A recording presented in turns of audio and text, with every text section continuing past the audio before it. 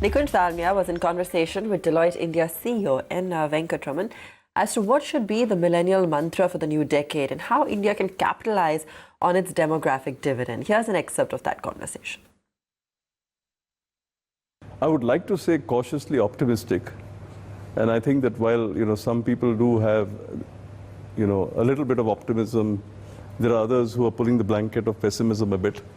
But ultimately, you have cycles. You do have ups and downs. This is business. If business was always profitable, everybody would be in business.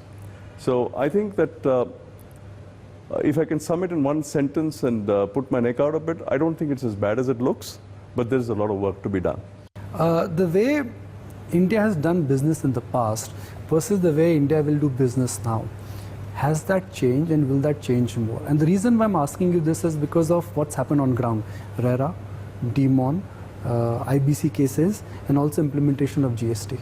I think that if I look at India as a generic term, and to say that I would also look at individual businesses, all the factors that you have described have brought a lot more discipline. Yes, they did bring an initial pain, but then as the old saying goes, there's no pleasure without pain. So to a certain extent, you would have to go through that phase. If you personally ask me, when I look at the results of IBC, they've been phenomenal. You may recall that at that point in time, the banks were going through a problem. We were talking about recapitalization of banks, and then you had this huge surge in the amount of loans that actually came back into the banks post the resolution. I also think that if I look at it from a promoter perspective, yes, there's a little nervousness that my assets can get seized, but at the same time, I know that if I do an honest job, and if I genuinely fail in business, there is an option to move out. What will it take to survive in the 20s? Bill Gates once famously said that you always overestimate the change or rate of change in the short term, underestimate in the long term. A place like this where we are chatting perhaps 25 or maybe 30 years ago must be a mill. Right? Today it's a knowledge center with beautiful lighting. Yes. This is January 2020. I'm sure the face of the world in January 2030 would be different. Hypothetically, if you and me are engaging into the same conversation in the same place 10 years from now, what could we be discussing? Well, firstly, I don't think we'll be doing this in person. We'd probably be on some equivalent of Spike, which we would have a touch and feel, and I could even shake your hand on Skype. But I think perhaps 10 years from now, it's a conversation that has started, it's germinated, but not enough attention has been paid to it.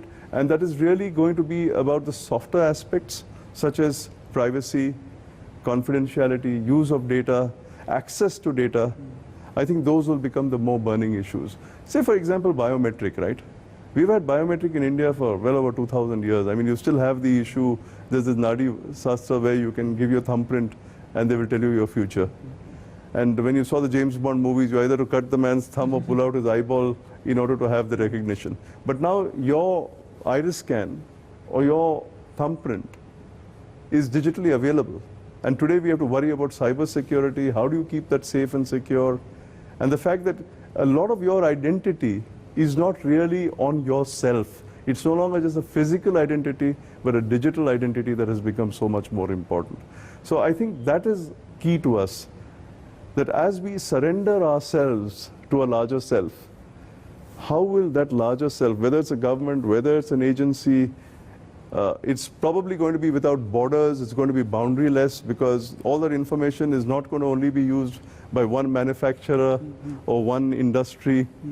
For example, it may not, the same data will be used by the insurance company, it will be used by the health service provider. So how do we ensure that we are secure on data? I think it's one thing to say we'll all make our futures and our money out of data, but how do we hold ourselves out as responsible citizens? Because once that genie is out of the bottle, which it is, you can't put it back.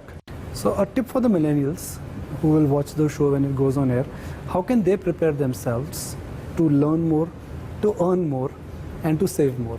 Or what should they focus on in terms of reading, understanding, technology, skill, productivity? What should a millennial now focus on?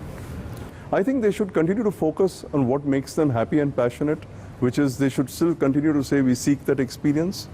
They need to learn to reskill, because if you say business or industry or business models don't last more than 5, businesses are going to look at employees or individuals or entrepreneurs who can transform themselves in a shorter period of time. So sticking or clinging to the past or clinging to past ways of doing things has to change. And therefore, those who are more agile, those who are able to think, those who are able to collaborate, and I think more importantly, those who are able to network are those who will succeed. And he not only understands the numbers, he champions the cause of outcome, which is that if you do something, what kind of outcome it will have on your business and on the country. So I have with me the CEO of Deloitte India, Mr. N. Venkatram.